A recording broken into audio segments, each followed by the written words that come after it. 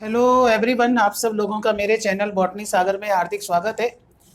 आज जो बच्चों में क्रैश कोर्स स्टार्ट कर रहा हूं और इस क्रैश कोर्स का आपको सबको बेनिफिट लेना है।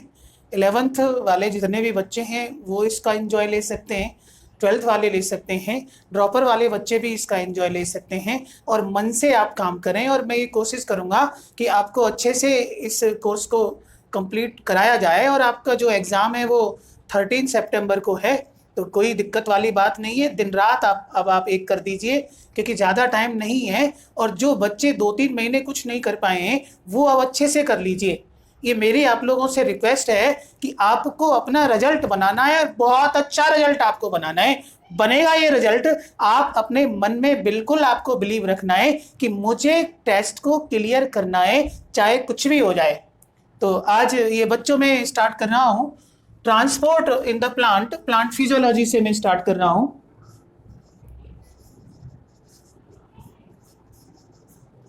प्लांट फिजियोलॉजी, प्लांट फिजियोलॉजी में 5 आपके चैप्टर आते हैं, जिसमें फर्स्ट चैप्टर आता है आपका transport in the plants, second mineral nutrition, third जो चैप्टर आपका आता है photosynthesis, fourth respiration and fifth plant growth regulators. ये 5 चैप्टर आपके आते हैं और नीट के अंदर आप ये मानिए आपके कम से कम, मैं ये कह रहा हूँ आपसे कि 11 to 13 क्वेश्चन इस बार नीट में आने हैं प्लांट फिजियोलॉजी से। 11 to 13 क्वेश्चन आपको मिलेंगे इस वाले यूनिट से, that is the plant physiology. अब फर्स्टली स्टूडेंट आपको समझना है कि फिजियोलॉजी का मीनिंग क्या है। एक्चुअली में फिजियोलॉजी ये ग्रीक वर्ड है और ये फाइसिस से इसका रिलेशन है, माने ये टर्म फाइसिस से आया है, ग्रीक वर्ड फाइसिस से आया है जिसका मीनिंग होता है फंक्शनिंग, फंक्शनिंग। क्लियर? तो ये physis means functioning and logy means logos से ये टर्म आया है and that mean study, that is the discourse. तो सिंपल हम ये कह सकते हैं कि study of functioning of internal organs. Clear? तो फिजियोलॉजी क्या हो गई प्लांट फिजियोलॉजी कि study of functioning of internal organs, functioning of internal organs that revealed after dissection. Clear? या आप अदर वर्ड्स में ऐसा भी कह सकते हैं कि study of various vital activities and metabolism of the plants is known as plant physiology. दूसरे टर्म में आप ये भी कह सकते हैं कि study of various vital activities, vital activities का मीनिंग है यहां पर necessary activities, vital activities and metabolism and metabolism is known as plant physiology. Clear? और मेटाबॉलिज्म आप जानते ही हैं, the sum total of all the chemical reaction taking place inside a cell और body, that is the metabolism. अब father of plant physiology, father of plant physiology that is Stephen Hales, Stephen Hales father of plant physiology है ये Stephen Hales. और father of Indian plant physiology हमारे जेसी बोस साहब। Clear? तो father of Indian plant physiology J C Bose साहब,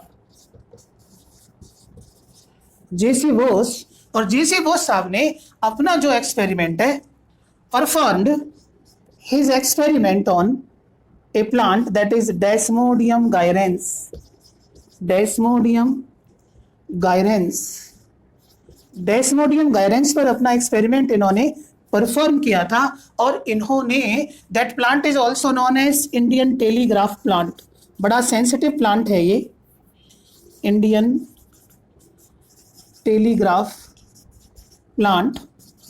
या dancing plant भी इसको बोलते हैं। एक्चुअली में ये लेग्यूमिनोसी फैमिली का मेंबर है और इसकी जो प्रॉपर्टी है वो बिल्कुल माइमोसा पुडिका से मिलती है। मीन्स टर्गर प्रेशर चेंज होने की वजह से इसकी लीफ भी क्या है, डांस करती रहती हैं। तो इंडियन टेलीग्राफ प्लांट इसको बोला जाता है, डेस्मोडियम गायरेंस। इस पर इन्होंने अपना एक्सपेरिमेंट परफॉर्म किया था और एक थ्योरी इन्होंने प्रपोज की थी, that is the pulsation theory which explain the transportation of water. Clear? Pulsation theory, J C Bose साहब ने इस थ्योरी को दिया था, and to explain transport of water या ट्रांसपोर्टेशन ऑफ वाटर। क्लियर? तो इस तरीके से जनरल आइडिया इसका हो जाता है। और इसके बाद में इस चैप्टर के अंदर हमें क्या क्या पढ़ना है? फर्स्टली हमें स्टडी करना है कि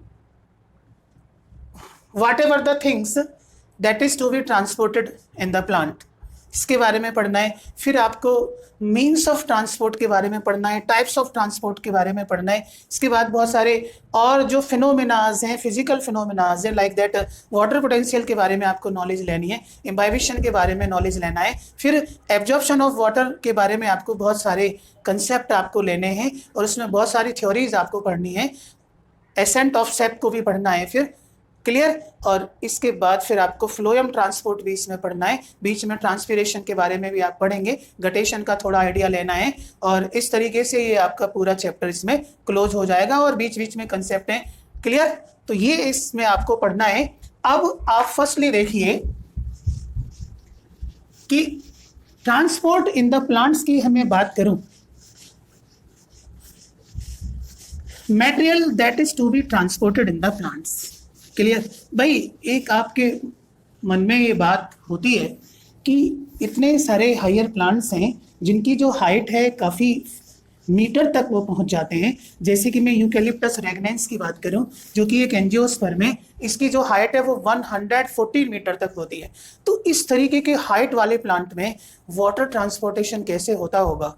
तो ये एक मिराकल है और ये हमें सोचने में थोड़ा मजबूर करता है कि ये प्रोसेस होती कैसे है ना? क्योंकि प्लांट्स के अंदर कोई स्पेसिफिक सर्कुलेटरी सिस्टम तो है नहीं लाइक दैट ऑफ एनिमल्स, और प्लांट में तो ट्रांसपोर्टेशन है और ये भी एकदम लॉन्ग डिस्टेंस ट्रांसपोर्टेशन है। आप देखिए कि 114 मीटर हाइट वाला जो प्लांट है उसमें ट्रांसपोर्टेशन कितना जबरदस्त होता है, कितनी हाइट पर ये ट्रांसपोर्टेशन होता है। तो what type of forces work for these transportation, तो ये आप लोगों को समझना है। क्लियर? अब यहां पर सबसे पहले मैं टॉपिक की बात करूं, ट्रांसपोर्ट इन प्लांट्स। ये फर्स्ट लेसन है प्लांट फिजियोलॉजी का। इसमें सबसे पहले आप देखिए कि material that is to be transported, materials that is to be transported. Clear? तो जो मटेरियल्स प्लांट्स के अंदर ट्रांसपोर्टेड होंगे उसमें क्या क्या होता है? भाई वाटर होता है, मिनरल, हार्मोन्स। इससे पहले आप फूड को ले लीजिए, फूड दैट इज फोटोसिंथेट्स। फूड्स को क्या बोला जाता है? फोटोसिंथेट्स बोला जाता है, क्योंकि ये फोटोसिंथेसिस का क्या है? एंड प्रोडक्ट है, तो इसलिए फूड को हम फोटोसिंथेट्स बोल देते हैं। क्लियर? और क्या ट्रांसपोर्ट होता है? हार्मोन्स। और क्या ट्रांसपोर्ट होता है? हार्मोन्स होता है। तो इस तरीके से mainly water, mineral, food and hormones, ये चार चीजें ट्रांसपोर्ट होती हैं प्लांट्स के अंदर। और इनमें से कुछ ऐसे हैं जो शॉर्ट डिस्टेंस से जिनका ट्रांसपोर्टेशन हो जाता है, कुछ का लॉन्ग डिस्टेंस से हो जाता है। तो यहाँ पे हम ये बात कह सकते हैं कि जो ट्रांसपोर्ट है वो दो तरीके का देखने को मिलता है। एक short distance transport, short distance transport, और दूसरा long distance transport, long distance transport. Short distance transport as the name indicate, जो प्लांट की बॉडी के अंदर थोड़ी डिस्टेंस पर ही होता है, मींस ऐसा ट्रांसपोर्ट जो सेल टू सेल होता है या बिटवीन द सेल होता है। क्लियर? तो सेल टू सेल ये ट्रांसपोर्टेशन है, या फिर सेल्स के बीच का ट्रांसपोर्टेशन है, या फिर विद इन द सेल ये ट्रांसपोर्टेशन है। एंड जनरली इस तरीके का जो ट्रांसपोर्टेशन है वो takes place with the help of diffusion, takes place with the help of diffusion and cyclosis.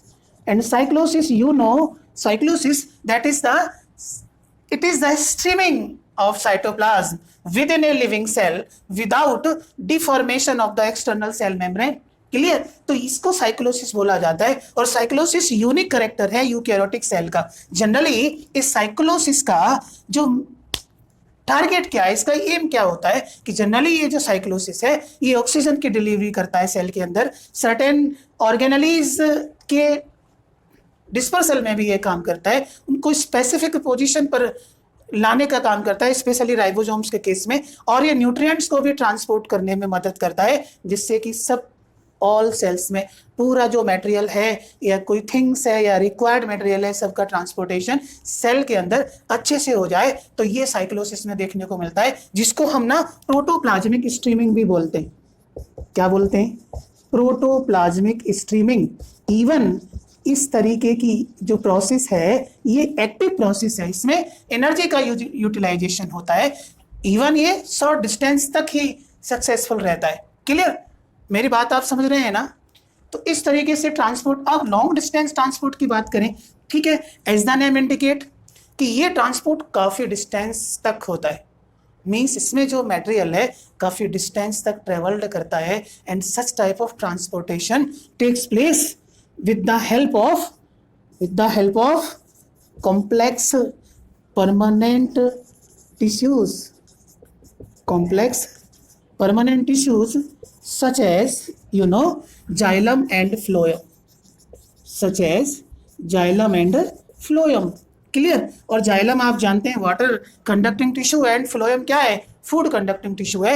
And इस तरीके के लॉन्ग डिस्टेंस ट्रांसपोर्ट को हम ट्रांसलोकेशन बोलते हैं। क्या बोलते हैं?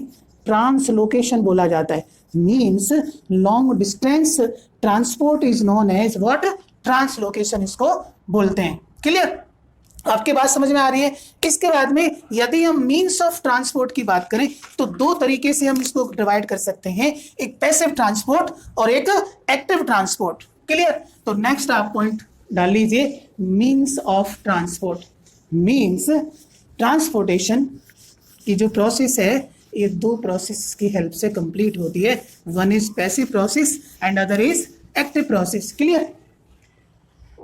तो मीन्स ऑफ ट्रांसपोर्ट की मैं बात करूं,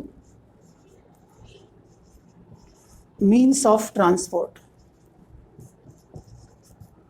दो तरीके का होता है ये, एक पैसिव ट्रांसपोर्ट और एक active transport. Clear? Passive transport is that transport which takes place without expenditure of energy. Means इस टाइप के ट्रांसपोर्ट में नो एटीपी यूटिलाइज्ड और इसमें एटीपी यूटिलाइज्ड। क्लियर? मीन्स इस टाइप का जो ट्रांसपोर्ट है वो takes place with the help of expenditure of energy, and energy is the, है ना, currency of the cell. ATP तो एनर्जी करेंसी बोलते हैं, तो एटीपी का यूटिलाइजेशन इसमें होता है। अब पैसिव ट्रांसपोर्ट्स में जो थिंग्स हैं, जो मटेरियल है, वो कैसे ट्रांसपोर्ट होता है? ठीक है, वो high concentration to low concentration. Means यहाँ पर जो मटेरियल का ट्रांसपोर्ट है वो always high concentration to low concentration होता है। यहाँ पर मटेरियल का जो ट्रांसपोर्ट है वो high concentration to lower concentration. ठीक है? और यहाँ यदि मैं बात करूं एक्टिव के केस में कि यहाँ पे जो ट्रांसपोर्ट है मटेरियल का वो अगेंस्ट कंसंट्रेशन ग्रेडियंट होता है, that means low concentration to high concentration. Means यहाँ पर मटेरियल का जो ट्रांसपोर्ट है वो against concentration gradient, that means low concentration to high concentration. Clear, low concentration to high concentration. इसके बाद नेक्स्ट हम पॉइंट इसमें ले सकते हैं, नेक्स्ट ये ले सकते हैं कि this type of transport is less sensitive to temperature and inverter. Clear, तो this type of transport is less sensitive to temperature and inhibitors. Clear, रोकने वाले जो बैरियर हैं जो ट्रांसपोर्टेशन को स्लो करते हैं या ब्लॉक करते हैं। क्लियर, इसके बाद इसमें हम क्या पॉइंट ले सकते हैं कि एक्टिव ट्रांसपोर्ट में it is highly sensitive to temperature and inverter. Clear, तो ये क्या है, it is highly sensitive to temperature and inverters, temperature and inverters. तो इस तरीके से दोनों में आप डिफरेंस कर सकते हैं। और यहाँ पे हमें स्टडी करना है पहले पैसिव ट्रांसपोर्ट के बारे में। और पैसिव ट्रांसपोर्ट में मैं यहाँ पे बात करूँ तो आप लोग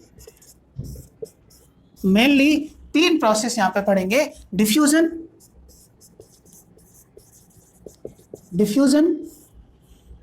facilitated diffusion and third that is called as osmosis। Third that is called as osmosis। तो ये 3 जो प्रोसेस आती हैं they come under passive transport. Means इन तीनों प्रोसेस में एनर्जी का कोई एक्सपेंडिचर नहीं होता है। अब एनर्जी का एक्सपेंडिचर नहीं होता है तो इसमें जो ट्रांसपोर्ट है वो ऑलवेज हाई कंसंट्रेशन से लो कंसंट्रेशन की तरफ रहेगा और तब तक रहेगा जब तक इक्विलिब्रियम ना आ जाए। क्लियर, तो ये 3 प्रोसेस आपको पढ़नी है। फिर एक्टिव ट्रांसपोर्ट के बारे में पढ़ना है, फिर इनमें कंपैरिजन हमें करना है दोनों प्रोसेस के अंदर। ऐसे आगे बढ़ते हम चले जाएंगे। तो आप फर्स्ट अब इसमें हेडिंग डाल लीजिए डिफ्यूजन। क्लियर, अब यहाँ पर आपको डिफ्यूजन के बारे में समझना है। क्लियर, तो डिफ्यूजन क्या है, ये एक पैसिव प्रोसेस है। सबसे पहले तो माइंड में ये आना चाहिए कि डिफ्यूजन है या फैसिलिटेटेड डिफ्यूजन है या फिर ऑस्मोसिस है, ये तीनों ही पैसिव प्रोसेस हैं। Means this process takes place without the expenditure of the energy, means no utilization of ATP takes place. Clear, अब डिफ्यूजन की बात करें हम तो इसमें diffusion is a process in which there occur movement of materials, movement of solute particles from higher concentration to lower concentration till equilibrium। Clear,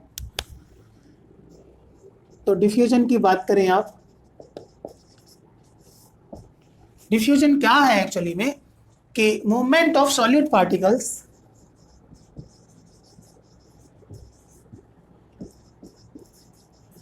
movement of solute particles from higher concentration to lower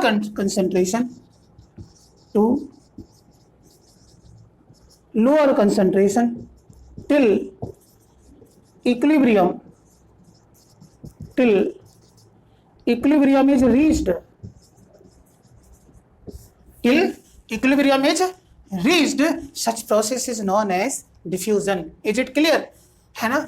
आप देखिए ये जो 3 passive process के बारे में मैं आपको बता रहा हूं, इन तीनों प्रोसेस में सबसे बड़ी बात है कि डिफ्यूजन और फैसिलिटेटेड डिफ्यूजन ये दोनों सॉल्यूट से रिलेटेड हैं, ये दोनों प्रोसेस, और ऑस्मोसिस ये सॉल्वेंट से रिलेटेड है। Clear, is it clear. अब नेक्स्ट इसमें बात देखिए factors affecting diffusion, factors affecting diffusion. मैं फैक्टर्स की बात करूं जो डिफ्यूजन को अफेक्ट करते हैं तो सबसे पहले टेम्परेचर ही आ जाता है, क्योंकि टेम्परेचर एक बहुत ही इंपॉर्टेंट एबायोटिक फैक्टर है। क्लियर, तो higher the temperature more will be the diffusion. Means पहला हम ये ले सकते हैं कि जो डिफ्यूजन है ये टेम्परेचर के डायरेक्टली प्रोपोर्शनल होता है। क्लियर, कि मीडियम का यदि टेम्परेचर ज़्यादा है तो डिफ्यूजन की जो रेट है वो भी काफ़ी फास्ट होगी। तो that is higher the temperature more will be the diffusion. Clear, अब दूसरा हम पॉइंट ले सकते हैं डिफ्यूजन के बारे में। ग्राम्स लॉ क्या कहता है, मीन्स इसमें जो ग्राम्स लॉ है वो ये कहता है कि rate of diffusion is inversely proportional to the square root of density. Clear? तो दूसरा फैक्टर हम डेंसिटी के बेस पर ले सकते हैं। Clear? According to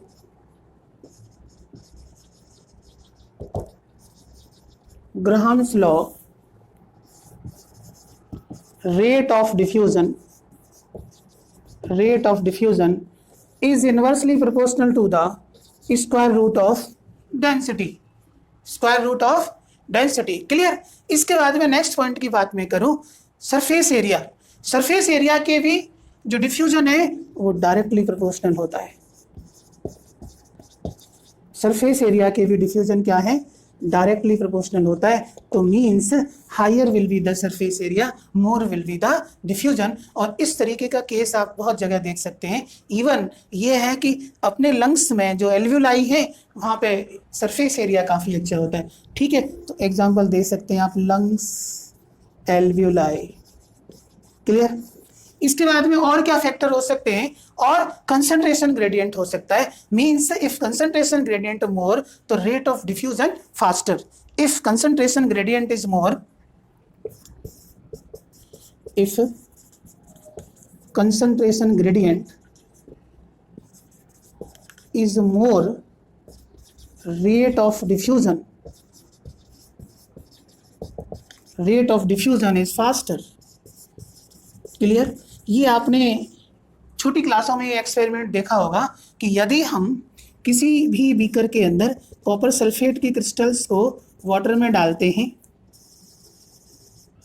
CuSO4 crystals, तो ये इजीली डिफ्यूज हो जाता है।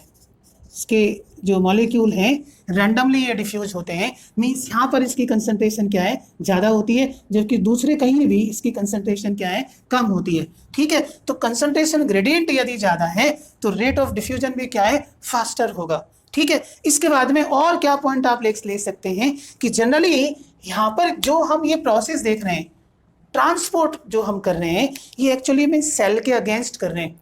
ठीक है, और सेल में आप जानते हैं कि एक प्लांट सेल में जाएं तो वहाँ पे आउटर कवरिंग सेल वॉल है, सेल मेम्ब्रेन तो कॉमन है। ठीक है, लेकिन सेल वॉल क्या है? परमिएबल होती है। ये तो सभी मॉलिक्यूल्स को इन एंड आउट करती है, लेकिन सेल मेम्ब्रेन क्या है? ये सेमी परमिएबल होती है, सेलेक्टिवली सेमी परमिएबल होती है, जो कि सेलेक्टेड मॉलिक्यूल्स को ही, मीन्स सेलेक्टेड सॉल्यूट्स को ही पास होने देती है, सबको पास नहीं होने देती है। तो यहाँ जो ट्रांसपोर्ट है हम सेल मेम्ब्रेन के साथ देख रहे हैं। ठीक है, अब सेल मेम्ब्रेन क्या है? लाइपोप्रोटीनेशियस एक मेम्ब्रेन है और इसमें लिपिड्स और प्रोटीन्स दोनों काफ़ी अच्छे अमाउंट में होते हैं, है ना। लेकिन यहाँ पर आप देखते हैं कि जो मटेरियल लिपिड में ज़्यादा सॉल्युबल है तो उन्हें मेम्ब्रेन इजीली पास होने देती है। क्लियर? और जो लिपिड में सॉल्युबल नहीं है उन्हें मेम्ब्रेन इजीली पास नहीं होने देती है। तो अगला पॉइंट आप ये दे सकते हैं, molecules that are lipid soluble is easily diffuse through plasma membrane because plasma membrane is lipoproteinaceous in nature. तो इस तरीके से ये फैक्टर्स हो जाते हैं जो डिफ्यूजन को क्या है? अफेक्ट करते हैं। क्लियर? अब सिग्निफिकेंस की बात करें, सिग्निफिकेंस क्या है डिफ्यूजन का? सबसे बड़ी बात यह है कि ये गैसियस एक्सचेंज में हेल्प करता है। क्लियर? प्लांट्स में जो गैसियस एक्सचेंज है उसके लिए ये मेन मेथड है डिफ्यूजन। तो पहला आप सिग्निफिकेंस में पहला पॉइंट आप दे सकते हैं कि helps in the gaseous exchange, दूसरा दे सकते हैं आप हेल्प्स इन वाटर एब्जॉर्प्शन, और तीसरा दे सकते हैं आप help in hormonal transportation. Clear? तो सिग्निफिकेंस की मैं बात करूं तो मेन इसके 3 सिग्निफिकेंस है। फर्स्ट है helps in gaseous exchange. Clear? दूसरा है हेल्प्स इन वाटर एब्जॉर्प्शन, और तीसरा है helps in hormones transportation. Clear? Even मैं बात करूं प्लांट हार्मोन्स की, जिन्हें फाइटो हार्मोन्स बोलते हैं, बेसिकली 5 टाइप्स के हैं। ऑक्सीन्स है, जिब्रेलिन है, साइटोकाइनिन है, थाइलिन है और एब्सिसिक एसिड है। मोस्ट ऑफ द जो हार्मोन्स हैं वो प्लांट पार्ट्स के एपेक्स पर सिंथेसाइज होते हैं, टिप पर सिंथेसाइज होते हैं, shoot apex, leaf apex, root apex. ठीक है, some synthesize inside the seed and fruit also, clear. तो ये एक्चुअली में हार्मोन्स के बारे में आप जानते हैं कि these are the non nutrient substances required in very small amount for the normal functioning of the cell, that is the hormones, clear. तो ये मैं आगे डिस्कस करूंगा और इसके बाद में फिर मुझे आपको फैसिलिटेटेड डिफ्यूजन के बारे में आपको डिस्कस करना है। अब आपको फैसिलिटेटेड डिफ्यूजन के बारे में समझना है।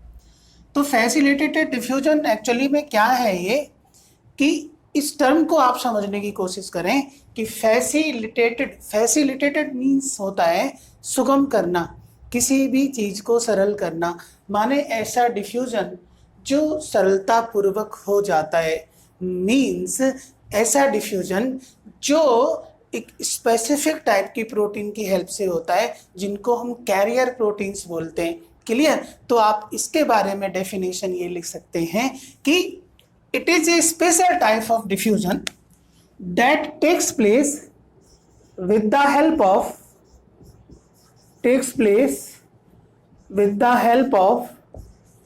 special type of proteins, with the help of special types of proteins, with the help of special types of proteins, और इन स्पेशल टाइप ऑफ प्रोटीन्स को क्या बोलते हैं, कैरियर प्रोटीन्स बोला जाता है। क्या बोला जाता है, कैरियर प्रोटीन्स इनको बोला जाता है, क्योंकि ये प्रोटीन ट्रांसपोर्टेशन में हेल्प करती हैं, बहुत स्पेसिफिक होती हैं, एंजाइम की तरह स्पेसिफिक होती हैं, पर्टिकुलर थिंग्स को या पर्टिकुलर मटेरियल को एक प्लेस से दूसरे प्लेस ये लेके जाती हैं, क्लियर। सेल के इनसाइड ये इजीली मटेरियल को ट्रांसपोर्ट करती हैं, क्लियर। आपको ये समझना है कि भाई हम यहाँ पे प्लाज्मा मेम्ब्रेन को लेके चल रहे हैं, ठीक है। प्लाज्मा मेम्ब्रेन का आपको अब पता है कि ये इसमें लिपिड बाइलेयर होती है, प्रोटीन्स प्रेजेंट होती है आउटर साइड पर भी और इनर साइड पर भी, इस तरीके का आप स्ट्रक्चर पढ़ते हैं प्लाज्मा मेम्ब्रेन का।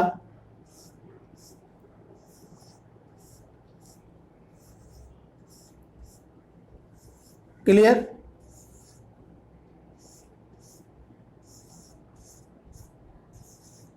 ये लिपिड बाइलेयर है, ये यहाँ पर आप समझ सकते हैं कि दिस वन इज द एक एक्सट्रिंसिक प्रोटीन्स।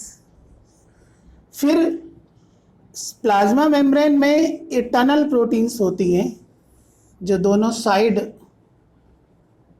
पहुंचती हैं, टनल प्रोटीन्स इनको बोला जाता है। इधर फिर एक्सट्रिंसिक प्रोटीन्स हैं ये, क्लियर। ये टनल प्रोटीन है, क्लियर। अब यहाँ पे क्या है कि कोई भी थिंग्स है, सपोज में ये कोई मटेरियल है और इस मटेरियल को सेल के इनसाइड जाना है, मीन्स ये इनसाइड रीजन है और ये आउटसाइड रीजन है। ये क्या है, आउटसाइड रीजन है। तो ये जो कैरियर प्रोटीन है इस मॉलिक्यूल्स को ये पिकअप करेगी, पिकअप करने के बाद में ये रोटेट होगी, क्लियर। रोटेट होने के बाद में फाइनली ये जो प्रोटीन है इस स्पेसिफिक मॉलिक्यूल को, जिसको सेल की नीड है, उसको क्या है, ट्रांसपोर्ट कर देगी इनसाइड द सेल, क्लियर। तो यहाँ पर कैरियर प्रोटीन ने क्या किया है कि पर्टिकुलर मटेरियल को पिकअप किया है, उसके बाद में रोटेट किया है and then leave that molecule inside the cell. तो इस तरीके से ये कैरियर प्रोटीन्स यहाँ पे काम करती हैं। इवन आपको ये पता है कि जो प्लाज्मा मेम्ब्रेन है वो लाइपोप्रोटीनेशियस नेचर वाली होती है, लिपिड्स और प्रोटीन्स उसके अंदर होती हैं, ठीक है। लिपिड्स में स्पेशली फॉस्फोलिपिड्स इसके अंदर पाई जाती हैं, और प्रोटीन्स में दो टाइप की प्रोटीन्स हम की प्रेजेंस के बेस पर क्लासीफाई करते हैं। एक एक्सट्रिंसिक प्रोटीन होती है, एक इंट्रिंसिक प्रोटीन होती है। एक्सट्रिंसिक प्रोटीन वो होती है जो outside the surface, clear, present होती हैं, और इंट्रिंसिक जो इनसाइड प्रेजेंट होती हैं, क्लियर। तो ये आप देख सकते हैं। तो यहाँ पे जो कैरियर प्रोटीन्स हैं बेसिकली हम इनको दो कैटेगरी में पढ़ते हैं, मींस दो टाइप की कैरियर प्रोटीन्स आपकी स्पेशल सिलेबस में गिवन है। एक तो है पोरीन्स। क्लियर? तो porins are those carrier proteins which makes pore in the plasma membrane. Clear? जो प्लाज्मा मेम्ब्रेन में पोर्स क्रिएट करती हैं मटेरियल के ट्रांसफर के लिए, and generally these proteins found in the outer membrane of mitochondria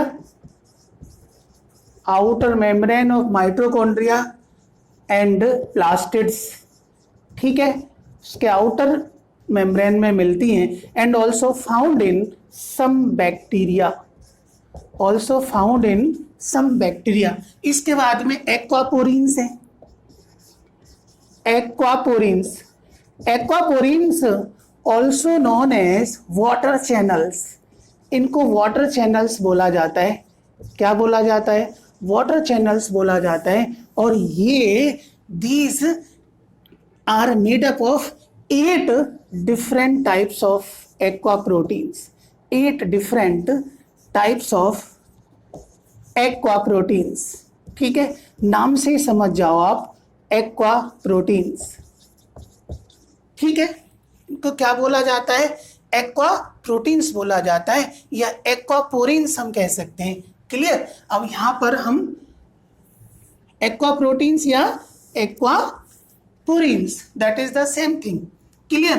तो ये वाटर चैनल है, वाटर चैनल इनको बोला जाता है, और वाटर मॉलिक्यूल को ये ट्रांसपोर्ट करने में हेल्प करती हैं इस टाइप की प्रोटीन्स। क्लियर? इसके बाद में मैं बात करूं कि ये जो फैसिलिटेटेड डिफ्यूजन है, या जो कैरियर प्रोटीन्स इसमें पार्टिसिपेट कर रही हैं, ये दोनों टाइप के मॉलिक्यूल्स को ट्रांसपोर्ट करती हैं। माने ये जो प्रोटीन है ये ट्रांसपोर्ट करती हैं दोनों टाइप के मॉलिक्यूल को, मींस पोलर मॉलिक्यूल को भी ये ट्रांसपोर्ट कर देती हैं, और नॉन पोलर सबस्टांसेस को भी ये क्या है? ट्रांसपोर्ट कर देती हैं। पोलर में मींस आप समझ सकते हैं जैसे कि सोडियम आयन है, क्लोराइड आयन है, और नॉन पोलर में अमीनो एसिड्स आपके आ जाते हैं, और न्यूक्लियोसाइड आ जाते हैं। तो ये क्या है? नॉन पोलर सबस्टांसेस हैं। क्लियर? तो दोनों टाइप की मटेरियल्स का ट्रांसपोर्ट ये कैरियर प्रोटीन्स करती हैं, जो दो टाइप की हैं, पोरीन्स एंड एक्वापोरीन्स। क्लियर? इसके बाद में फिर on the basis of direction, ठीक है, डायरेक्शन की जो बेस पर हम जो ट्रांसपोर्ट है इसको हम डिवाइड कर सकते हैं 3 कैटेगरी में, एक यूनिपोर्ट, एक सिम्पोर्ट और एक एंटीपोर्ट। क्लियर? तो ये डायरेक्शन के बेस पर हम, क्लियर,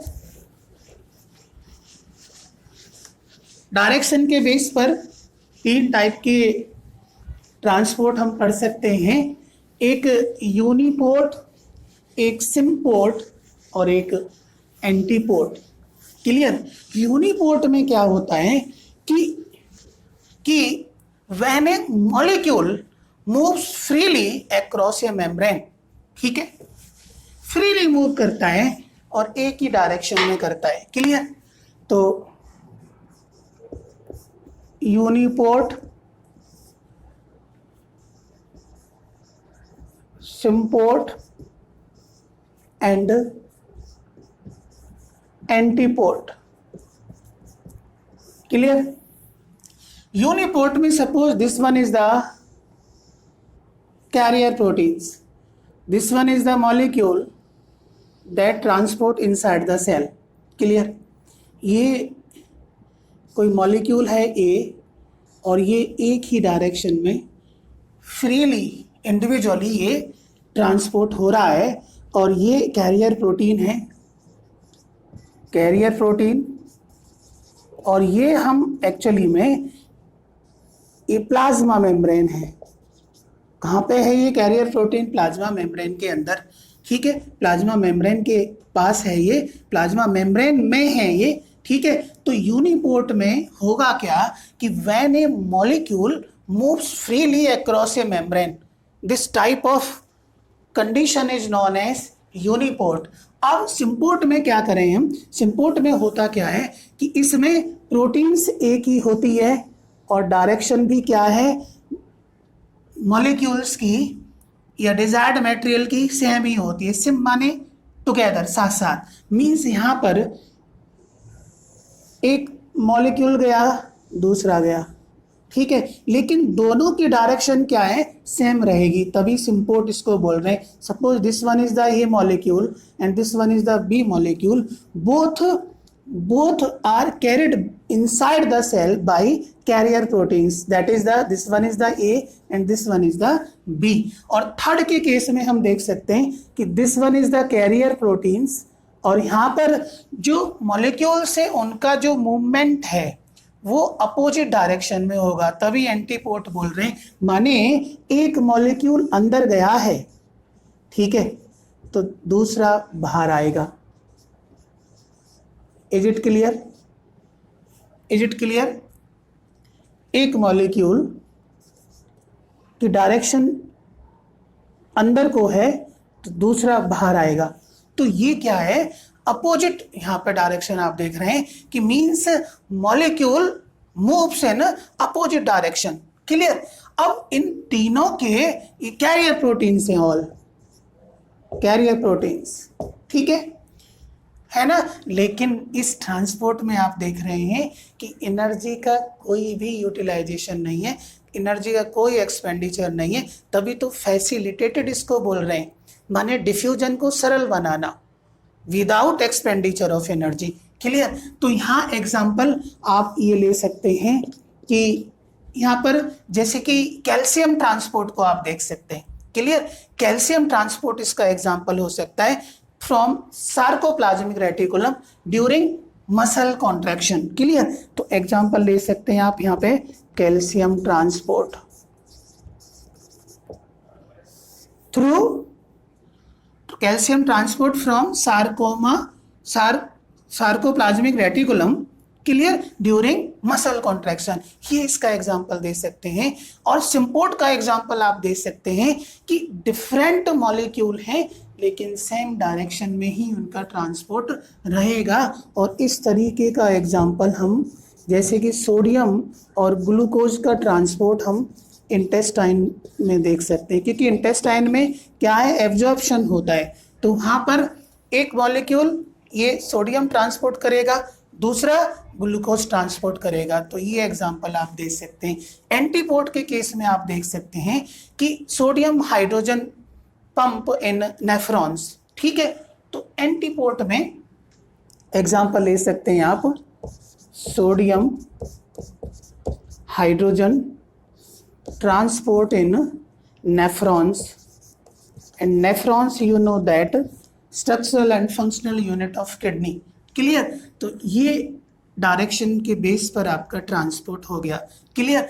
अब आप नेक्स्ट यहाँ पे कंपैरिजन कर सकते हैं, जितनी भी प्रोसेस हमने यहाँ पे पढ़ी है, चाहे वो डिफ्यूजन पढ़ा है या फैसिलिटेटेड डिफ्यूजन पढ़ा है या फिर एक्टिव ट्रांसपोर्ट पढ़ा है, इवन जो एक्टिव ट्रांसपोर्ट है इस टाइप का ट्रांसपोर्ट भी कैरियर प्रोटीन्स की हेल्प से ही होता है। ठीक है, यहाँ भी स्पेसिफिक कैरियर प्रोटीन्स होती हैं एंड जनरली यहाँ पे क्या है कि प्रोटीन्स पंप्स हैं जो मटेरियल को ट्रांसपोर्ट करते हैं। ठीक है, मटेरियल को ट्रांसपोर्ट करते हैं along the cell membrane. Clear? और इसमें एनर्जी का एक्सपेंडिचर, ठीक है, होता है क्योंकि एक्टिव ट्रांसपोर्ट है। क्लियर? अब कंपैरिजन आप तीनों का देख सकते हैं।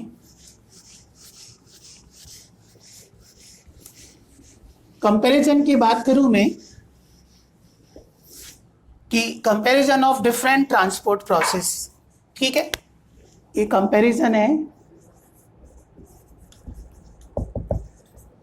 Comparison of different transport process.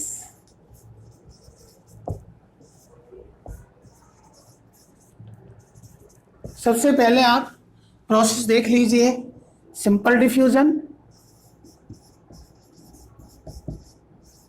Simple diffusion दूसरा facilitated diffusion, third active transport, third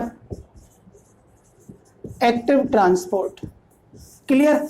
अब यहां पर सिंपल डिफ्यूजन की बात करूं मैं, और जो कैरेक्टरिस्टिक्स हैं प्रॉपर्टी लू में, तो सबसे पहले रिक्वायर्ड स्पेशल मेम्ब्रेन प्रोटीन। ठीक है, तो यहां पर यदि प्रॉपर्टी की मैं बात करूं,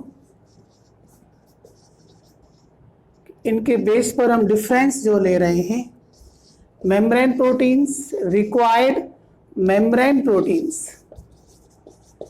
ठीक है, तो सिंपल डिफ्यूजन में क्या मेम्ब्रेन प्रोटीन्स की रिक्वायरमेंट होती है? नो। फैसिलिटेटेड डिफ्यूजन में मेम्ब्रेन प्रोटीन्स की रिक्वायरमेंट होती है? यस, होती है, that is the carrier proteins. Active transport में क्या मेम्ब्रेन प्रोटीन्स की रिक्वायरमेंट होती है? यस। ठीक है, तो यहां पर ये आप देख सकते हैं, ये प्रॉपर्टी ले सकते हैं। दूसरी प्रॉपर्टी हम ये ले सकते हैं कि हाईली सेलेक्टिव। ठीक है, highly selective, highly selective.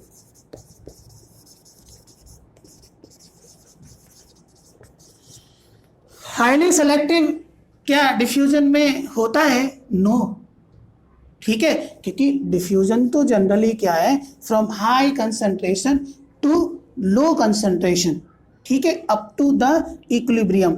Means ये है कि ये कोई सेल है, इसके आउटसाइड 100 मॉलिक्यूल हैं और ये सेल के इनसाइड आएंगे तो 50 आएंगे। ठीक है, 50 बाहर 50 अंदर, तो इक्विलिब्रियम तक ये मूवमेंट रहेगी। लेकिन फैसिलिटेटेड डिफ्यूजन में, एक्टिव ट्रांसपोर्ट में सेलेक्टिव, हाईली सिलेक्शन नहीं है मटेरियल्स का। मींस यहाँ पे तो क्या है कि कैरियर प्रोटीन है, वो तो विदाउट एक्सपेंडिचर ऑफ एनर्जी जिस मटेरियल को लाना है वो उसको अंदर लेके ही आएंगे। ठीक है, यहाँ इक्विलिब्रियम की जरूरत नहीं पड़ती है। तो हाईली सेलेक्टिव की मैं बात करूं तो सिंपल डिफ्यूजन में नो, फैसिलिटेटेड डिफ्यूजन ये हाईली सेलेक्टिव है, और एक्टिव ट्रांसपोर्ट भी क्या है, ये हाईली सेलेक्टिव है। क्लियर, बात आप समझ रहे हैं ना। थर्ड में बात करूं ट्रांसपोर्ट सैचुरेट्स की, थर्ड प्रॉपर्टी लेता हूं ट्रांसपोर्ट सैचुरेट। और ट्रांसपोर्ट सैचुरेट्स का मतलब है कि when all the proteins transporters are being used. ठीक है, तो थर्ड मैं यहां पे ले सकता हूं transport सैचुरेट्स,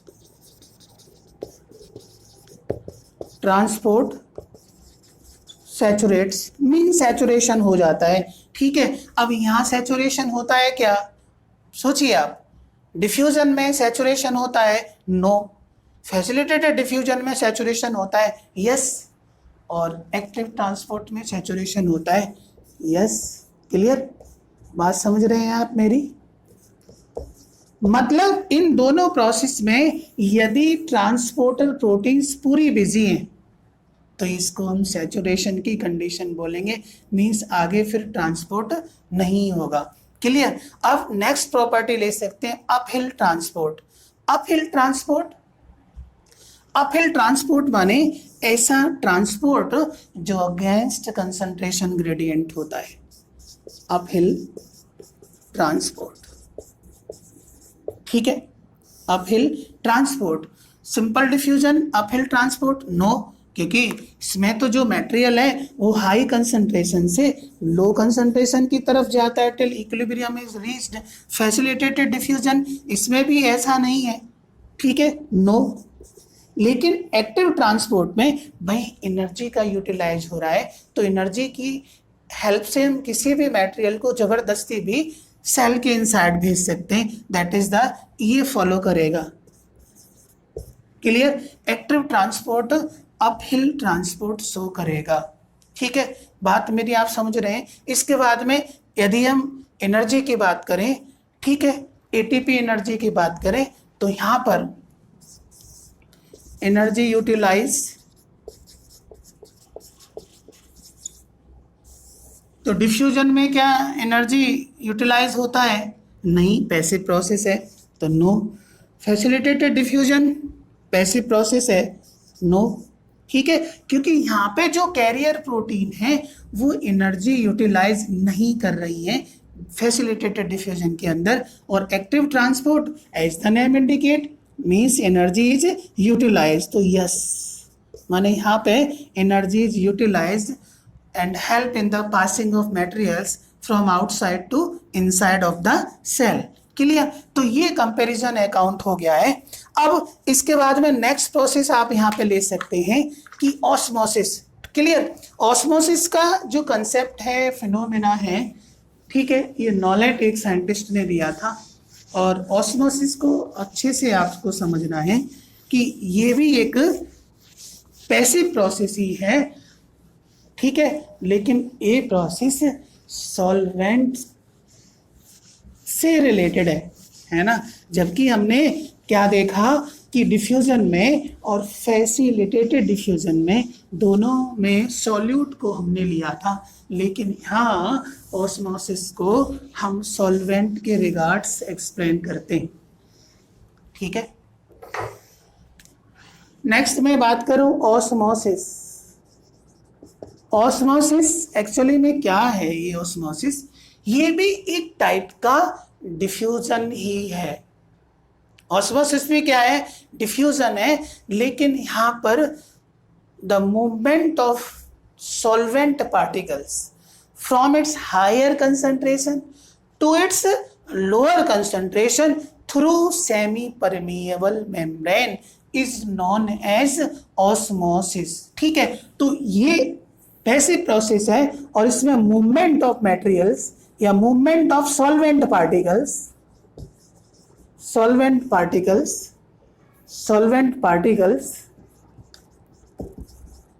from higher concentration, from high concentration to the lower concentration, to the lower concentration through semi permeable membrane, ठीक है। और सेमी परमिएबल मेम्ब्रेन क्या है? प्लाज्मा मेम्ब्रेन है हमारी, जो कि एक लिविंग मेम्ब्रेन है, यूनिवर्सल मेम्ब्रेन है। क्लियर? अब ऑस्मोसिस को आपको समझना है। एक एपरेटस में यहाँ पे लेता हूं, ठीक है, और इस एपरेटस में दो सॉल्यूशन लेता हूं और दोनों सॉल्यूशन को डिफरेंशिएट में करता हूं सेमी परमिएबल मेम्ब्रेन के थ्रू, ठीक है। अब एक एपरेटस का ये पार्ट है, एक ये पार्ट है। इस पार्ट में जैसे मैं डाइल्यूट सॉल्यूशन लेता हूं, इसमें कंसंट्रेटेड सॉल्यूशन लेता हूं। क्या लेता हूं? कंसंट्रेटेड सॉल्यूशन लेता हूं। तो आप यदि सॉल्वेंट के रिगार्डिंग आप देखें, ठीक है, तो जो वाटर की मूवमेंट है, सॉल्वेंट की जो मूवमेंट है, वो इस चैम्बर से इस चैम्बर में होगी, है ना, क्योंकि डाइल्यूट सॉल्यूशन है ये। डाइल्यूट सॉल्यूशन का मतलब क्या है कि इस सॉल्यूशन में सॉल्वेंट पार्ट ज़्यादा है, सॉल्यूट पार्ट कम है।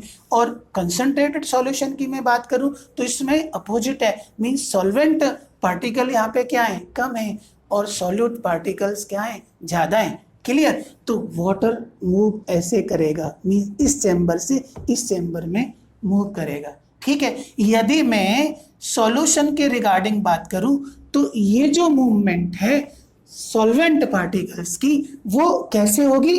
Dilute solution to concentrate solution, dilute solution to concentrated solution, यहाँ पे मूवमेंट होगी वाटर की।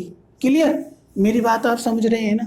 अब सॉल्यूशन ये डाइल्यूट है, ठीक है, सॉल्यूशन डाइल्यूट है, इसका मतलब इसमें सॉल्वेंट पार्ट ज़्यादा है और सॉल्यूट पार्ट क्या है? कम है। इसका मतलब यदि in terms of the tonicity, in terms of the concentration, तो मैं यहाँ इस चैम्बर के कंसंट्रेशन के लिए एक टर्म यूज कर सकता हूँ, दैट इज हाइपोटोनिक, ठीक है। क्या यूज कर सकता हूँ? हाइपोटोनिक, ठीक है, और यहाँ हाइपरटोनिक,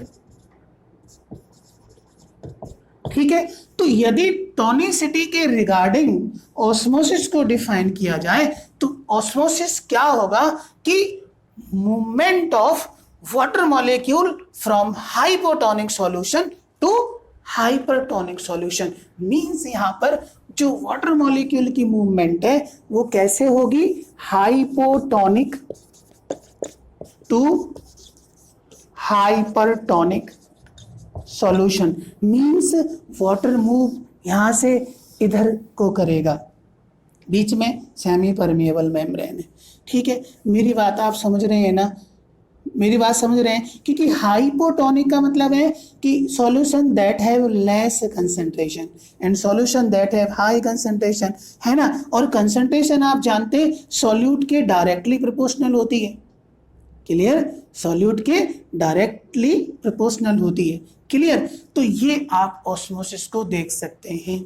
ठीक है, अब यदि मैं यहाँ पे बात करूं कि किसी भी एनिमल सेल को, किसी भी एनिमल सेल को यदि मैं इन सॉल्यूशंस में प्लेस करूं, हाइपोटोनिक में, हाइपरटोनिक में, और एक तीसरा और होता है दैट इज आइसोटोनिक सॉल्यूशन। ठीक है, तो क्या होगा, यदि मैं एनिमल सेल को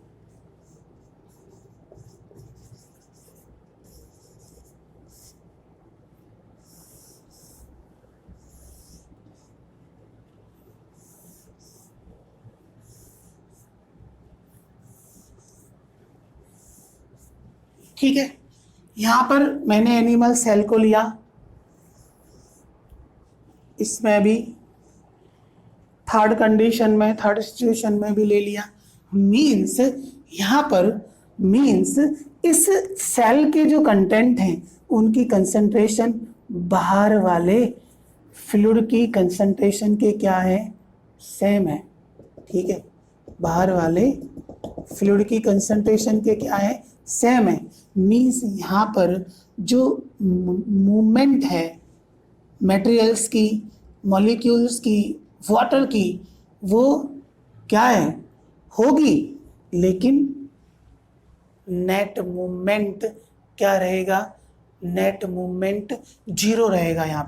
यहाँ पर जो नेट मूवमेंट है जीरो रहेगा, मतलब no net movement of water molecules. क्यों, क्योंकि दोनों की कंसंट्रेशन क्या है, सेम है।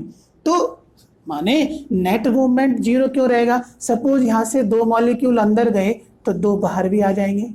ठीक है, तो यहाँ पर क्या है कि जो कंसंट्रेशन है वो दोनों लिक्विडों के क्या है, सेम रहेगी। ठीक है, अब दूसरा यदि मैं बात करूं कि इस एनिमल सेल को हाइपोटोनिक सॉल्यूशन में प्लेस किया जाए,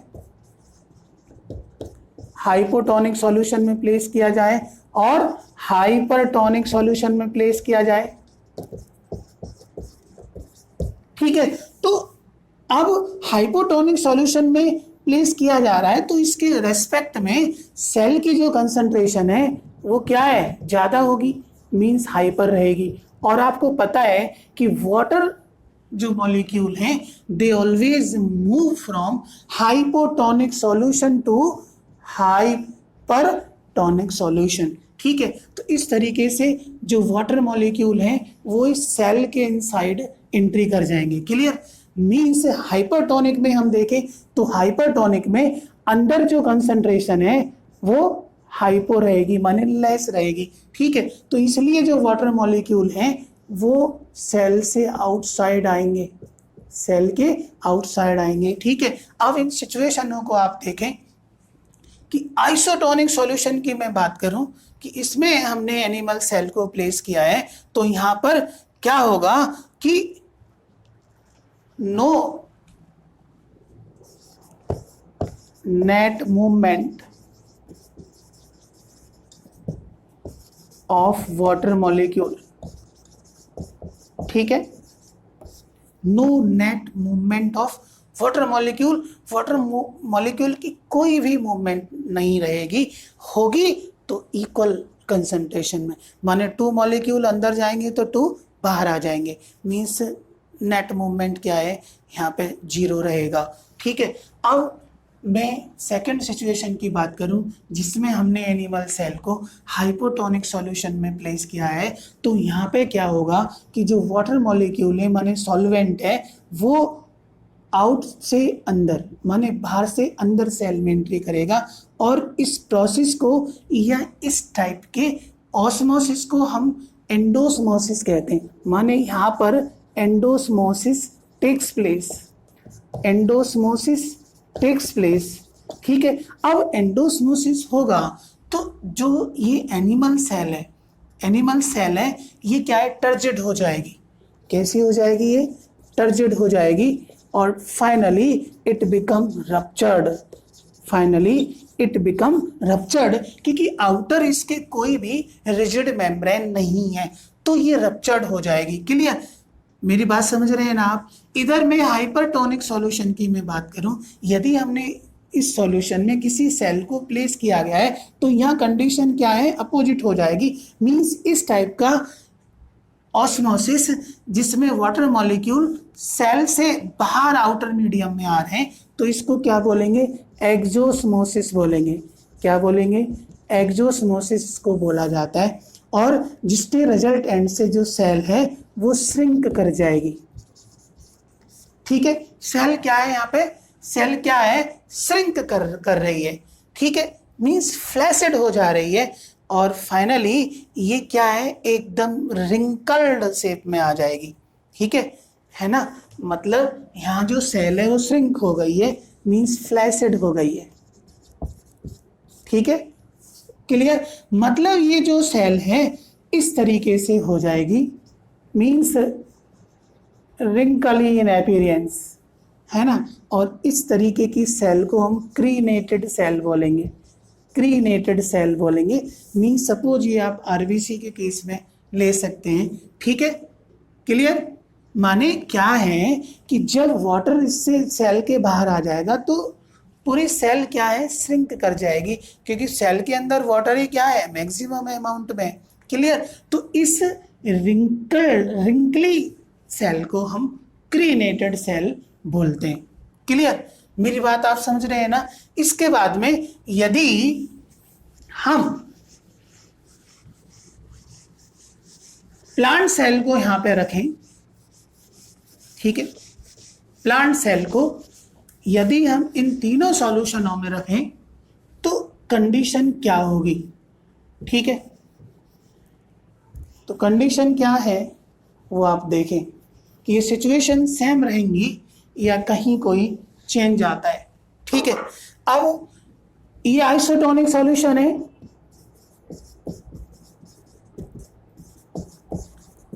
ठीक है, इसमें हमने प्लांट सेल को प्लेस किया। ठीक है, अब प्लांट सेल की भी कंसंट्रेशन क्या है, आउटसाइड सॉल्यूशन की कंसंट्रेशन के क्या है, सेम है, तो नो नेट मूवमेंट। ठीक है, मीन्स यहाँ पर मटेरियल अंदर आएगा तो बाहर भी आएगा, मीन्स जितना अंदर आएगा उतना ही बाहर आएगा, तो नेट मूवमेंट जीरो। ठीक है, वाटर मॉलिक्यूल्स की जो नेट मूवमेंट है वो क्या है, जीरो रहेगी। क्लियर, ये आप समझ सकते हैं, माने सेम सिचुएशन है। हाइपोटोनिक में बात करें तो हाइपोटोनिक में हम प्लांट सेल को रखें हाइपोटोनिक सॉल्यूशन में, और ऐसे ही यहाँ पे हम देख सकते हैं हाइपरटोनिक सॉल्यूशन में प्लांट सेल को प्लेस करें तो क्या होगा, अब अंदर सेल के क्या है, हाइपर कंडीशन रहेंगी, हाइपरटोनिक। ठीक है, तो इस कंडीशन में जो वाटर की मूवमेंट आप देखेंगे वो कैसे रहेगी, from hypotonic to hypertonic, means इस तरीके से वाटर मॉलिक्यूल्स क्या है, आउटसाइड मीडियम से, ठीक है, इनसाइड द सेल एंट्री करेगा, और इस प्रोसेस को क्या बोलेंगे हम, एंडोस्मोसिस बोलेंगे। ठीक है, और यहाँ पर जो सेल है वो कैसी हो जाएगी, टर्जिड हो जाएगी, cells become turgid, but do not ruptured due to presence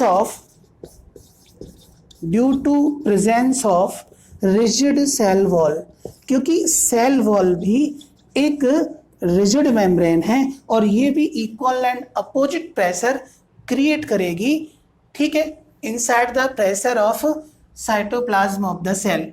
clear?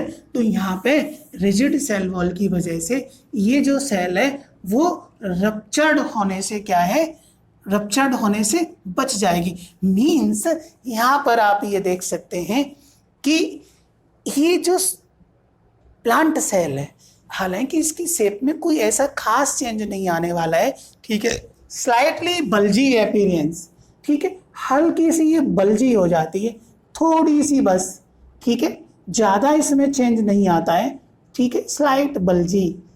Clear? क्यों? क्योंकि सेल वॉल की वजह से, और सेल वॉल भी equal and opposite pressure develop करती है, ठीक है, और सेल को फटने से बचाती है। क्लियर? थर्ड सिचुएशन में हम देखें हाइपरटोनिक सॉल्यूशन की कंडीशन को देखें, तो यहाँ पे जो सॉल्वेंट मॉलिक्यूल है वो कैसे जाएगा, हाइपोटोनिक, माने अंदर हाइपोटोनिक कंडीशन रहेगी, तो hypo to hyper means water molecules cell के आउटसाइड आ जाएंगे, और इस सिचुएशन को हम एक्सोस्मोसिस बोलते हैं। क्या बोलते हैं? एक्सोस्मोसिस बोलते हैं।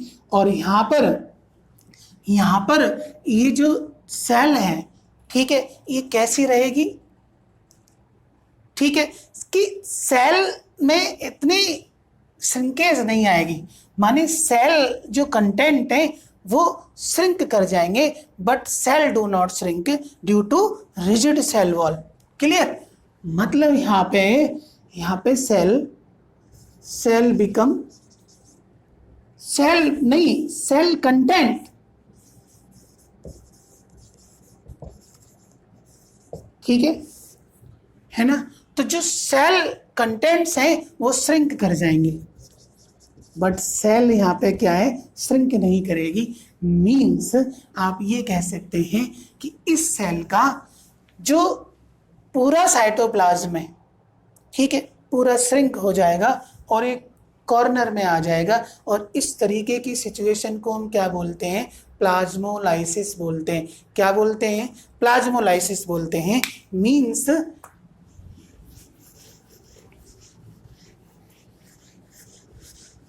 यहाँ यदि मैं ये बात करूं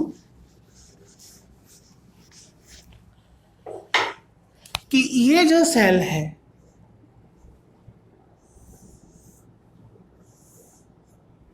क्लियर भाई, प्लांट सेल में मैक्सिमम जो वॉल्यूम है वो किसमें होता है, वैक्यूल में। क्लियर? अब क्या है कि एक्सोस्मोसिस हुआ है, तो फर्स्टली क्या है, दैट इज द न्यूक्लियस, ये पेरीफेरी पर होता है प्लांट सेल के अंदर, ठीक है, तो साइटोप्लाज्म के अंदर जो वाटर मॉलिक्यूल है दैट कम आउटसाइड, ठीक है, फिर इसके बाद में कहाँ से आएगा, सेल सेप से आएगा, क्योंकि जो ये वैक्यूल है इसका जो इंटायर कंटेंट है उसको क्या बोलते हैं, सेल सेप बोलते हैं। And as a result of which इसका जो मटेरियल है, पूरा जो सेल का मटेरियल है वो श्रिंक कर जाएगा और एक एंड पर ये इकट्ठा हो जाएगा, ठीक है, इस तरीके से आप देख सकते हैं, ठीक है। मीन्स और आप अच्छे से यहाँ पे बना सकते हैं कि इस तरीके से ये पूरी जो सेल कंटेंट है वो श्रिंक कर जाएगा, और इस तरीके की प्रोसेस को हम क्या बोलेंगे, प्लाज्मोलाइसिस बोलेंगे। क्या बोलेंगे? प्लाज्मोलाइसिस बोलेंगे। क्लियर? तो यहां पर माने shrinkage of the cytoplasm, shrinkage of cytoplasm, shrinkage of cytoplasm of the cell, ठीक है, of the cell along with cell membrane, along with cell membrane, along with cell membrane, due to exosmosis, is called as plasmolysis. अब यदि इस plasmolyse cell को हम fresh water में place करें, ठीक है, यदि इस प्लाज्मोलाइज सेल